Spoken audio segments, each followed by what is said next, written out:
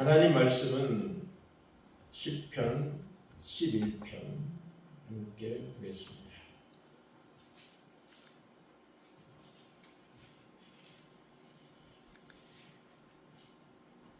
구약성경 시편 11편 제가 대독하겠습니다. 내가 여호와께 피하였거늘 너희가 내 영혼에게 새같이 네 산으로 도망하라 함은 어찌함인가. 악인이 화를 당기고 화살을 시위에 먹이며 마음이 바른 자를 어두운 데서 쏘려하는도다. 터가 무너지면 의인이 무엇을 하랴. 여호와께서는 그의 성전에 계시고 여호와의 보좌는 하늘에 있으며 그의 눈이 인생을 통촉하시고 그의 안목이 그들을 감찰하시도다. 여호와는 의인을 감찰하시고 악인과 폭력을 좋아하는 자를 마음에 미워하시도다. 악인에게 그물을 던지시리니 불과 유황과 태우는 바람이 그들의 잔에 소득이 되리로다. 여호와는 의로우사 의로운 일을 좋아하시나니 정직한 자는 그의 얼굴을 배우리로다. 아멘. 네, 오늘은 여호와를 피난처로 삼는 자는 복되도다라는 말씀으로 전성은 여러분이 또 말씀 전하시겠습니다.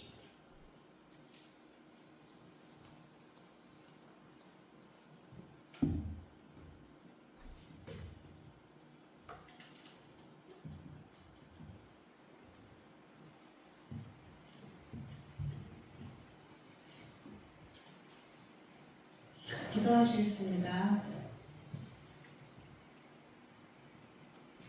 하나님 감사합니다. 우리로 주님을 예배할 수 있도록 건강 주시고 지혜 주시고 물질 주심을 감사합니다. 이 시간 주님께 예배할 때 성령 하나님 함께 주시사 우리로 우리가 왜 신자가 왜 고난받음이 유익이라고 하는지 깨닫는 은혜를 허락하여 주시옵소서. 감사를 드리며 예수님 이름으로 기도합니다.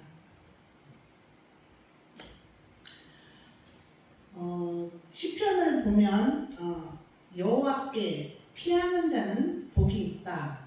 하나님을 피난처로 삼는 자는 망하지 않을 것이다. 라는 표현을 많이 보게 됩니다. 이 하나님께 피한다는 것은 하나님을 믿고 의지하다, 하나님을 신뢰하다라는 뜻으로 하나님께 피한다 하는 구체적인 행동은 계명을 지키고 의롭게 살면 하나님께서 복 주신다는 것을 믿고 계명과 율법을 지키고 사는 것을 말합니다. 그런데 그렇게 살았더니 2절에 보면 터가 무너졌다고 하는 거예요. 요새 말로 하면 예수 믿으면 평평대로만 걸을 줄 알았더니 오히려 고난이 더해졌다는 말입니다. 그래서 세상의 성공을 위해 예수를 믿다 보면 실망하고 교회를 떠나는 불상사가 생기는 겁니다. 그래서 오늘은 예수 믿는 사람들은 무엇을 목적 삼고 살아야 하는 건지, 예수 믿고 받는 가장 큰 복은 무엇인지 살펴보고자 합니다. 우리는 예수 믿고 받는 복이 무엇인지 분명하게 알아야 중간에 낙오되거나 포기하는 일이 생기지 않을 수 있습니다. 우리의 구원은 하나님과의 관계 회복으로부터 시작된다고 지난번에 말씀드렸죠. 그 관계 회복은 이미 이루어졌어요. 우리가 이렇게 우리의 삶을 주님께 드리겠다고 이렇게 세례 받을 때, 하지만 아직 완성된 것은 아닙니다. 이미 안식은 얻었지만 우리에게 더 큰 안식이 기다리고 있다는 것이죠. 성도들은 하나님과 정혼함으로써 이미 주님의 신부 되었지만 본 예식을 치루어야 신랑과 그 달콤한 신혼생활을 누릴 수가 있는 것을 의미합니다. 이 땅의 성도들은 이 마지막 본 예식에 들어가는 것을 목표로 하고 이 세상을 살아가는 사람들입니다.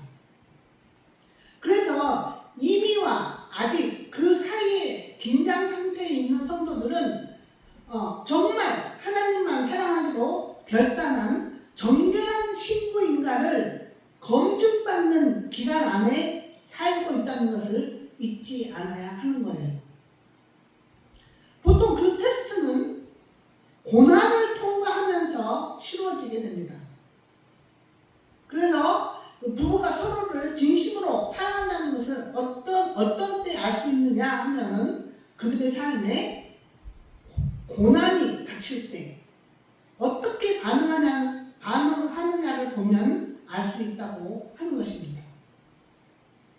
가장 굳건하고 튼튼하게 지었다는 인간의 터, 타이타닉호의 침몰을 다룬 영화를 보면서 사랑이 무엇인지, 사랑한다는 게 무엇인지, 의인과 악인의 차이점이 무엇인지 발견할 수가 있습니다.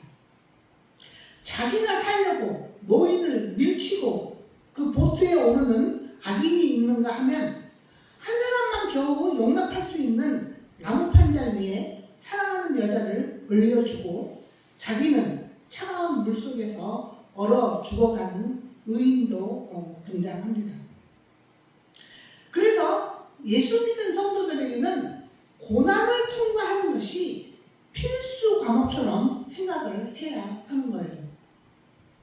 야, 저 사람은 진짜 예수쟁이야. 저 사람은 진짜야. 하는 사람들의 삶을 들여다보면 고난을 통과하는 사람들이 대부분이라는 거죠. 구원받은 바울은 왜 그 고생을 사서 하는 걸까요? 왜 하나님 나라에서는 순교자가 가장 귀한 자로 대우를 받겠습니까? 그들은 자기가 고난받고 죽을지라도 주님을 사랑하는 것을 선택한 증인으로서의 삶을 살아냈기 때문이에요. 이 세상에서의 삶은 회개하는데 그 의미가 있다는 것과 맥락을 같이 합니다. 그래서 우리는 고난을 받는 것이 오히려 하나님의 사랑을 받고 있다는 증거일 수도 있다는 생각을 해야 합니다. 세상에서 잘 되기에, 성공하기 위해 예수를 믿으면 실망할 수도 있다는 뜻입니다. 예수 믿으면 오히려 고난이 더 많아질 수도 있는 거예요. 시편 94편 12절에도 그렇게 말합니다. 여호와여, 주로부터 징벌을 받으며 주의 법으로 교훈하심을 받는 자가 복이 있나니. 다윗도 119편에서 그렇게 말하잖아요. 고난당함이 내게 유익이라. 고난당함으로 내가 주의 율례를 배우게 되었나이다. 그래서 우리는 기억해야 합니다. 예수 믿고 받는 가장 큰 복은 하나님과 관계가 회복되었다는 데 있는 거예요. 가난하나 부하나 건강하나 아플 때나 하나님이 나와 함께 하신다는 것, 그것 하나로 만족하고 감사할 줄 아는 사람이 구원받음의 증거라 할 수 있어요. 4절 말씀이 바로 그 말이죠. 우리와 함께 하시면서 어떤 환경과 조건 속에서도 내가 하나님이 기뻐하시는 방향으로 선택과 결정을 하는 것을 지켜보신다는 말이 4절 말씀입니다. 더불어서 신자가 이 땅을 살면서 소망해야 하고 목적 삼고 살아야 하는 것이 신랑 되신 주님과 본 예식을 치르고 그분과 영원히 함께 사는 것입니다. 이렇게 하나님과의 관계가 회복될 수 있게 예수님께서 하나님을 대신한 우리의 죄값을 대신 치러주심에 감사하고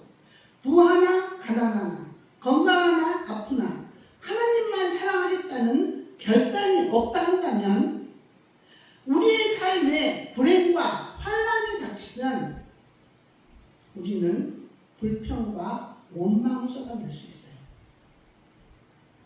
오늘 본문 말씀에 시편 기자도 자칫 그런 마음이 생겨 스스로 자신의 마음을 정리해가는 듯 보입니다. 하나님과 정혼한 신부인 교회는 하나님을 사랑한다는 표식인 계명과 율법을 지키며 살아야 합니다. 다시 말하면 하나님의 자녀답게 주님의 신부답게 의로운 삶을 살아야 하는 거죠. 그렇게 하나님과 언약식을 하고 그 관계에서 요구되어지는 언약 조항, 즉 인간 측에서는 계명과 율법을 준수하면, 다시 말하면 의롭게 살면 하나님 편에서는 우리에게 복을 주신다고 하는 건데, 그런데 그렇게 정직하게 살았더니 자기 터가 무너지고 법을 지키지 않고 거짓말하는 사람이 더 잘 사는 것이 눈에 들어온 거죠. 그래서 이 시편 기자가 헷갈리는 거예요. 나도 세상 풍조를 따라 살아야 하나? 이 목회때를 치우고 돈 벌러 나가야 하나? 하고 갈등하는 마음이 1절에서 3절인 거죠. 물론 사람인지라 삶이 어려워지면 그런 마음이 들 수도 있어요. 하나님이 정말 날 사랑하는 거 맞아? 하나님이 날 버리셨나? 그렇지만 우리는 말씀으로 돌아가 말씀이 말하고자 하는 진실을 깊이 묵상해야 합니다. 성경은 예수 믿으면 만사 형통이라는 말보다 환난이고 핍박을 당할 것이라는 말이 더 많아요. 왜 그럴까요? 그건 신랑과 정혼한 신부인 교회를 정결하게 훈련시키기 위함인 거예요. 이 교회를 정결하게 만들고자 하는 하나님의 의도가 그 안에 있는 거죠. 오늘 본문 말씀 5절 다시 보세요. 11편 5절 보면, 주께서 의인은 시험하시나 악인과 폭력을 사랑하는 자는 그의 혼이 미워하시는도다. 하나님께서는 의인을 시험하시고 악인은 미워하신답니다. 어떤 번역본에는 의인은 사랑하시고 악인은 미워하신다고 번역해 놓았는데, 이 말인 즉슨 성도에게 고난을 허락하심으로 하나님께 대한 정절을 지키는지 아닌지 시험하는 것이 하나님이 그 사람을 사랑하신다는 증거라는 말이죠. 의인과 악인을 간단하게 설명하자면, 의인이라 함은 하나님을 사랑하는 사람이고, 악인은 육체를 사랑하는 사람이라 생각하면 됩니다. 의인은 무슨 일을 하든지 먹든지 마시든지 하나님을 생각하며 하나님을 위해서 하나님께 유익이 돌아가도록 이 일을 도모하는 사람을 말하는 거고, 악인은 무슨 일을 하든지 육체를 잘 먹이고 입히기 위해 노력하는 사람을 말합니다. 이 육체는 자기 몸을 말하는 거고, 돈이 될 수도 있고 자녀가 될 수도 있습니다. 어쨌든 의인은 하나님께서 사랑하셔서 그를 시험하신대요. 그 시험은 대부분 고난을 통과하면서 치루어져요. 그래서 예수 믿으면 오히려 고난이 더해져 세상 성공을 위해서 예수 믿는 사람은 실망할 수도 있다고 하는 거예요. 또 그렇게 예수 믿고 성공하면 그런 사람들은 보통 하나님을 잊어버리고 찾지 않아요. 왜 성도에게 고난을 통과하는 것이 필수 과목이냐? 다른 학도에서 살펴봅시다. 유대인 남자가 신부 삼고 싶은 여자가 정해지면 아버지와 함께 그 신부 집에 가서 포도주를 따라준다고 합니다. 그러면 그 여자가 그 포도주를 받아 마시면 그 프로포즈의 예스인 거고, 그걸 마시지 않으면 거절이라고, 거절하는 의미라고 합니다. 그 포도주가 상징하는 건 뭐예요? 고난과 죽음이에요. 그 포도주를 받아 마신다는 것은 죽기까지 널 사랑해, 너와 함께 하는 거라면 우리가 가는 길이 가시밭길이라도 괜찮아 하는 고백을 상징하고 있는 거예요. 그래서 주님의 신부인 성도는 주를 따라가기로 결단했다면 고난을 두려워하지 않아야 합니다. 설사 죽음이 눈앞에 있다 해도 신랑을 사랑하는 것을 선택해야 정결한 신부로 인정받는 거예요. 그래서 예수를 주로 영접한 후에 성도가 이 땅을 살아가는 의미는 주님의 프로포즈를 받아들인 것이 진실인가를 시험받는 기간이라고 생각을 해야 합니다. 그 시험은 고난을 통과하면서 치루어지기 때문에 성도에게 오히려 고난이 많다고 하는 거죠. 시편 보세요. 시편 34편 19절. 자, 여러분들만 한번 읽어보세요. 큰 목소리로 시작. 위인은 고난이 많으나 여호와께서 그의 모든 강에서 건지시는도다. 구원받음은 다른 말로는 의인 되는 것이라 할 수 있는데, 의인은 고난이 많대요.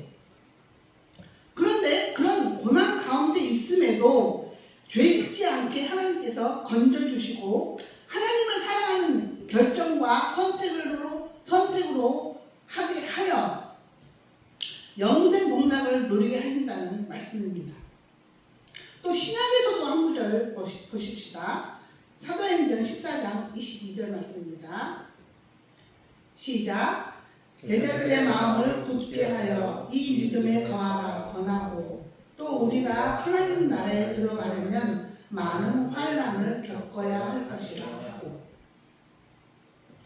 예수 믿으면 고난이 없을 것이야 하지 않고 이렇게 대놓고 천국 가려면 많은 고난을 겪어야 할 것이야 하는데, 왜 사람들은 이 말씀을 외면하는 걸까요? 주님께서도 말씀하세요. 요한복음 16장 33절 보세요. 이것을 너희에게 이름은 너희로 내 안에서 평안을 누리게 하려 함이라. 세상에서는 너희가 환난을 당하나 담대하라. 내가 세상을 이겼노라 하시니라. 신자가 이 세상에서 뭘 당한다 그래요? 환난을 당한대요. 물론 신자의 끝은 우리의 끝은 해피엔딩이에요. 그러나 많은 사람들은 이 땅에서도 천국을 누리고 싶어 하죠. 그럴 수 있어요. 이 땅에서도 그 천국을 누릴 수는 있는데, 그러기 전에 먼저는 내가 이 시험에 통과를 해야 해요.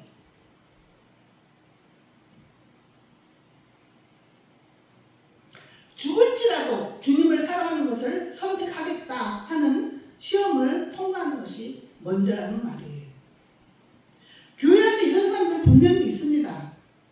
그들의 삶에 별 고난 없이 평안하게 사는 분들을 보면 분명 그들은 주님을 그들의 삶에 최우선으로 두고 그분을 사랑해서 그분의 뜻대로 계명과 율법을 지키며 겸손하게 하나님과 동행하는 사람들인 거예요. 주님께서도 그렇게 약속하셨지 않습니까? 내 부모나 형제나 자매나, 자매는 배우자를 말하는 거죠. 내 부모나 형제나 자매나 자녀들보다 더 나를 사랑하거나 내 땅과 부동산보다 더 나를 사랑한다면 이 땅에서 그것들을 배나 받고 영생을 받지 않는 받을 자가 없다. 그래서 내 삶에 고난이 닥친다면 먼저는 나는 하나님을 영순위로 두고 그분을 사랑하고 살았는가? 매사에 그분이 기뻐하신 대로 계명과 율법을 지키고 살았는가? 혹시 남이 모르는 죄에 빠져 있지는 않는가? 자신을 돌아보는 게 필요합니다. 그런 찬송가도 있잖아요. 주의 제단 앞에 모든 것을 바치기 전에 복을 받을 것을 생각도 마라. 하나님께 내가 가진 전부를 다해 주님 사랑합니다 하는 그 고백을 한 적이 있나 없나 하는 것을 물어보고 계신 거죠. 주님을 사랑하는 것을 선택한다는 것은 무엇을 말해요? 율법과 계명을 지키고 의인답게 사는 것이죠. 주일에 일하면 좀 더 많은 수입이 생기겠지만 하나님의 계명을 선택하는 거예요. 안식일에 아무 일도 하지 말고 거룩하게 보내라. 우리 아이가 아픈데 무당이 말하기를 굿하면 낫는데요. 지푸라기라도 잡는 심정으로 구슬을 할 수도 있겠지만 성경은 박수 무당에게 점을 보러 가는 것은 우상숭배라고 말해요. 그래서 그 굿을 하지 않아 설사 내 아이가 죽을지언정 그 무당 말을 듣지 않는 것이 주님을 사랑하는 행동이라는 거예요. 좀 극단적인 예 같지만 누구에게나 일어날 수도 있는 일인데 어떤 사람이 이유 없이 병원에 가도 무슨 이유를 찾지 못해. 원인을 찾지 못해. 근데 온몸이 아파서 정말 견딜 수가 없는 거예요. 그러니까 어떤 무당이 하는 말이 너 신내림 받아야 한다. 신내림 받으면 그 병 나을 것이다. 이렇게 말을 해요. 그러니까 그 사람이 자기는 예수 믿는 사람이라 신내림 받고 싶지 않아요. 죽어도 받고 싶지 않아요. 나는 어차피 죽으면 부활할 거니까 주님 품에 갈 거니까 죽을지언정 그 신내림 받지 않겠습니다. 하니까 그 병이 씻은 듯 나았대요.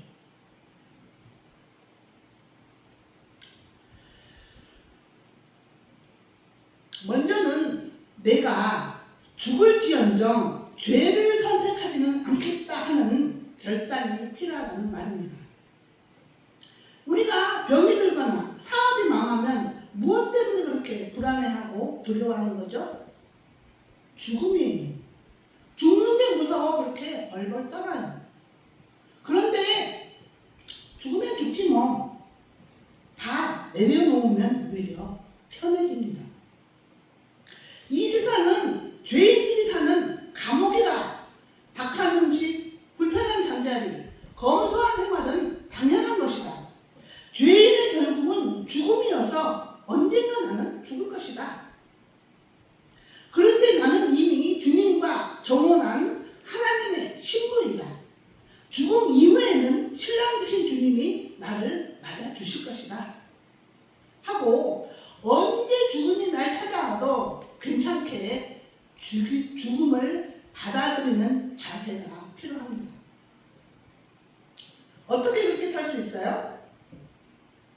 나의 옛사람은 이미 십자가에 못 박혀 죽었다를 믿음으로 가능합니다.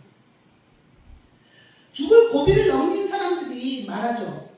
나는 이미 죽은 사람이야. 이제부터 사는 것은 덤으로 사는 거야. 그러면서 남을 돕고 봉사하는 삶을 시작하는 사람들이 있는데 그렇게 실제로 죽음을 경험하지 않고도 나는 이미 죽었다를 믿고 사는 것이 지혜인 거예요. 바울 사도는 이렇게 사는 것을 산제사라고 해요. 산제사를 드리라. 너의 몸을 산제사로 드려라. 아직 실제로 죽지는 않았지만 죽은 것처럼 너희의 생각, 야망, 욕심을 내려놓고 내 지혜와 내 힘을 빼고 주님의 생각으로 살고 주님의 계획에 따라 살며 주님이 주시는 지혜와 능력으로 사는 것을 말해요. 나의 옛사람은 이미 죽었는데 병이 들면 좀 어때요? 어차피 죽을 건데 내가 조금 무시를 당해도 죽은 사람은 말 없는 거예요. 죽은 사람이 무슨 자존심이 있고 칼에 찔리는 상처를 입었다고 한들 나 상처가 났네, 아프네, 그런 통증을 느끼겠어요. 죽었는데 나는 죽었습니다 하고 맞짱 뜨지 않고 겸손하게 온유하게 주어진 생을 받아들이고 사는 거죠. 우리는 인생에는 언제든 작은 파도는 있기 마련이고 뜻하지 않을 때 폭풍이 몰아칠 수도 있다고 생각을 해야 합니다. 최근에 베네수엘라 사람들이 그따위 그렇게 큰 지진이 올 거라고 누가 상상이나 했겠습니까? 그래서 우리는 늘 준비되어 있어야 해요. 언제 죽어도 여한이 없게. 내 주님이 오라 하시면 내 주님 가겠습니다 하고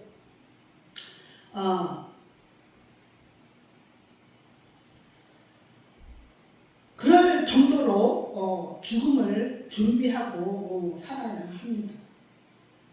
우리가 그렇게 고난과 죽음을 두려워하지 않고 살기 위해서는 어떤 환경과 조건 하에서도 주님과 연결되어 있어야 해요. 주님께서 말씀하시잖아요. 내 안에 거하라. 내 안에 거하지 않으면 너희는 그런 열매 못 맺는다 하세요. 나의 옛사람이 완전하게 죽어지는 것이 바로 주님께서 바라시는 열매이니까요. 그게 기도인 거죠. 주님 안에 거하는 것은 쉽게 말해서 정원하여 나와 함께 살 집을 마련하려고 멀리 떠나 있는 신랑과 늘 연락을 하고 사는 것입니다. 내 머릿속엔 항상 그분 생각으로 차 있어야 하고 그분이 기뻐하시는 일에 전념하고 사는 것을 말합니다. 아침에 눈 뜨자마자 그분 생각으로 말씀을 읽고 밥을 먹을 때도 일을 할 때도 늘 그분이 내 옆에 계신 것처럼 그분을 의식하고 감사하고 순간순간 그분의 지혜를 구하면서 일하는 것을 말해요. 그렇게 주님을 위해 주님의 의에서 사는 사람을 의인이라고 하는 거예요. 근데 주님이 시퍼렇게 눈을 뜨고 나를 옆에서 지켜보고 계신다고 생각하면 어떻게 죄된 생각을 하고 죄된 행동을 할 수 있겠습니까? 그렇게 주님과 연결된 삶, 주 안에 거하는 삶이란 예배, 전도, 구제, 성교, 봉사 등 선한 일에 열심하고 사는 것으로 표현됩니다. 그래야 사탄이 우리를 건들지 못해요. 이런 의의 길을 걷고 있어야 사탄의 밥이 되지 않는다는 말이에요. 이렇게 의인답게 사는 것은 우리 힘만으로는 되지 않아요. 성령님이 지혜 주시고 능력 주시고 인도해 주시고 가르쳐 주셔야 가능합니다. 그래서 우리는 늘 기도해야 하는 거예요. 주님, 저를 지켜주세요. 사탄이 나를 건들지 못하도록 각종 사고, 질병으로부터 저를 지켜주세요. 늘 주님 품에 있겠습니다. 날마다 말씀을 가까이 하고 예배를 중시하며 늘 선한 일에 열심을 낼 수 있게 인도해 주시어 주님 품 안에 있을 수 있도록 저를 도와주세요 하고 자나깨나 기도해야 하는 겁니다. 십자가 없는 영광을 누려라 마귀가 예수님을 시험했듯 지금도 신자들을 미혹하고 있는 마귀의 관계를 알아차려야 하는 건데 많은 사람들이 여전히 사탄에게 패배하고 지는 삶을 살고 있어요. 나 열심히 이렇게 신앙생활 했는데 왜 내게 고난이야 하고 하나님을 떠나가고 있는 게 현실입니다. 다시 한번 말하지만 고난은 하나님께서 우리를 버려두시는 영역이 아니라 내 삶에 관여하시고 간섭하시는 영역이라는 것을 기억해야 합니다. 내게 고난이 많은 것이 하나님이 날 사랑하지 않음이 아니라 나에게 관심을 갖고 계시며 날 사랑하는 표식이라고 생각을 해야 한다는 것이죠. 그래서 성도는 주를 위해 고난받음을 기뻐하라고 한 거예요. 내 인생에 고난이 많은 것이 하나님이 나를 사랑하시지 않는다는 증거가 아니고 오히려 하나님이 나에게 관심을 가지고 계시며 내 삶을 인도하고 계신다는 사인이라는 거죠. 생각해 보세요. 주께서 사랑하시는 사람들, 주님을 사랑하는 신앙의 선배들, 그 누가 편안하고 안락한 삶을 살고 갔다고 성경이 말합니까? 다들 하나같이 복음을 전하는 삶을 살면서 매맞고 헐벗고 굶주리고 고난받고 핍박받으며 살았어요. 그러면서도 그게 기쁘대요. 왜? 내가 하나님을 사랑하는 증거이니까. 하나님 눈에 넣어도 아깝지 않는, 아프지 않는 아들 예수의 삶이 고난의 종의 삶을 살다 가셨다니까요. 십자가의 길을 걷다 가셨어요. 주께서 사랑하는 종 욥, 온 마음과 뜻과 힘 다해 주님을 예배했던 사람 욥의 삶을 보시죠. 그의 인생이 40장에 걸쳐 고난받는 삶을 기록하고 있어요. 그런 아픈 삶 끝에 가서 뭐라고 해요? 내가 주님을 귀로 듣기만 했더니 이제 눈으로 배웠나이다. 주님 드디어 만났다는 거죠. 우리 신자들의 삶의 목표, 그렇게 사모하고 보고 싶던 신랑 되신 주님 얼굴을 드디어 보고 만질 수 있게 되었다고, 차라리 죽는 게 낫겠다고 하는 그런 고통의 시간 속에서도 삶을 스스로 포기하지 않고 인내하고 기다린 결과 주님을 만나보니 죽을 만큼 힘들었던 내 고난의 시간들이 잠깐의 꿈처럼 아무것도 아니게 되어버린 거예요. 욥이 하나님을 만나고 주님을 만난 기쁨이 너무 커.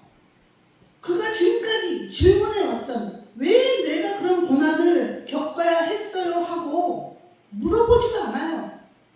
입도 뻥끗 하네요. 자기 고난에 대해서. 그 지난했던 고통의 시간들이 주님을 만난 것으로 다 보상받고도 남았던 거죠. 우리 신자들의 소망, 더 큰 안식, 완성된 하나님 나라는 이 땅에서 달려갈 길 끝까지 달려가서 마지막에 하나님 품에 안기는 거예요. 오늘 시편 말씀에서도 마지막 결론에서도 그러잖아요. 보세요. 주님은 의로우셔서 정의로운 일을 사랑하시는 분이시다. 정직한 사람은 그의 얼굴을 뵙게 될 것이다. 하나님을 신랑으로 영접한 사람은 신랑에게 정절을 지키며 의롭고 거룩하게 살아야 합니다. 그래야 신랑과 본 예식을 치를 수 있어요. 그런데 그렇게 의롭게 살다 보니 삶이 고달파져요. 남들처럼 거짓말 안 하고 정직하게 장사하려다 보니 수익도 덜 생기고 쓰고 펑펑 씹을 만큼 풍성하지 않아요. 그래도 그런 사람 부러워하지 말고 나중 주님 오셔서 내가 그분의 신부로 받아들여져 그분이 마련하신 거처에서 행복한 신앙생활을 누리는 것이 결국은 승리하는 삶임을 기억해야 할 것입니다. 저는 개인적으로 욥기에 관심이 많습니다. 욥처럼은 아니지만 그의 버금가는 고난을 많이 당해와서 그런 것 같습니다. 몇 차례 욥기를 통독하면서 통찰력이 생기는데 욥기의 핵심은 창조주 하나님께서는 피조물인 인간과 인격적인 관계를 갖기를 원하시는 것 같다는 생각을 합니다. 쉽게 말해서 택한 백성과 언약을 맺고 서로 사랑하며 서로의 헌신을 누리기 원하시는 거예요. 욥의 고난에 대해 새 친구들의 반응은 틀린 게 아닙니다. 처참하게 변한 욥의 몰골을 보고 얼마 동안은 할 말을 잃고 그의 곁에 묵묵히 함께 있어 주었어요. 그리고 어떻게 하면 욥이 다시 이전처럼 회복될 수 있을까를 고민하며 연구하면서 욥에게 하는 충고, 조언, 틀린 말 아닙니다. 그런데 마지막에 하나님은 욥에게 나타나셔서 그들이 틀렸고 욥이 맞다 하셔요. 무슨 뜻일까요? 뭐가 맞고 뭐가 틀렸다 하는 것일까요? 이유는 그거예요.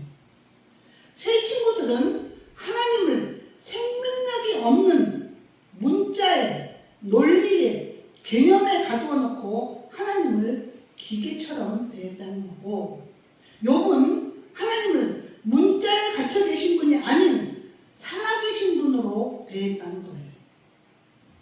욥은 줄곧 주장합니다. 내가 당한 이 고난, 너희들의 말처럼 내가 죄를 지어서도 아니고 하나님께서 뭔가 의도가 있으신 것 같은데 나는 친히 내 눈으로 하나님을 만나 뵙고 그분께 나의 고난에 대한 이유를 들어야겠다. 이게 욥이 줄곧 주장하는 거예요.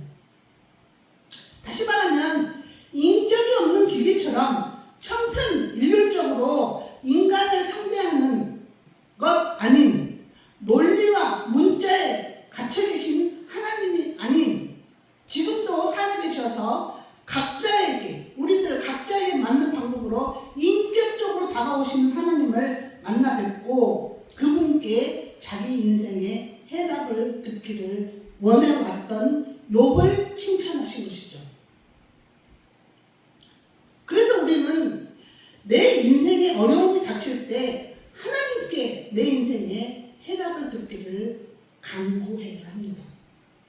자동차가 고장나면 그 자동차 만든 사람에게 가야 가장 빨리 고쳐지는 것처럼 나를 지으신 창조주를 찾아가야 고장난 내 인생이 가장 효과적으로 빠르게 고쳐지는 거예요.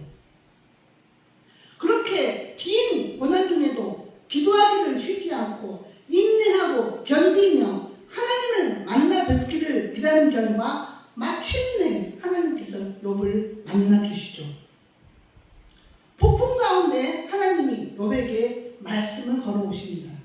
그래, 네가 옳고 내가 그른 것인지 한번 따져보자 하며 하나님과 욥 간의 대화가 시작됩니다. 창조주와 피조물 간의 대화, 창조주와 피조물 간의 교제라니 이 얼마나 영광스러운 초대입니까? 자, 그런데 여기서 한번 생각을 해보십시다. 만약 욥이 고난을 당하지 않았다면 이렇게 간절히 하나님을 직접 만나 뵙기를 갈망했을까요? 우리는 고난당하지 않으면 그렇게 말씀 보고 기도하지 않습니다. 내 인생이 다 깨지고 박살이 나야 그때서야 생각이라는 걸 하게 되죠. 왜 내가 이런 고난을 당해야 하지? 왜 우리 인간이 이렇게 고난스럽게 살아야 하지? 내가 무슨 죄를 얼마나 크게 지었다고? 어떻게 살아가는 거야? 하고 그때서야 인생의 근본적인 질문을 하게 되는 거예요. 그러면서 말씀을 읽게 되고 인생에 대해 조금씩 알아가게 되는 겁니다. 아, 나는 하나님을 떠난 죄인이구나. 이 고난은 인간이 하나님을 떠나와 자기를 사랑하는 것으로부터 시작되는 거구나. 이 고난을 없이 하려면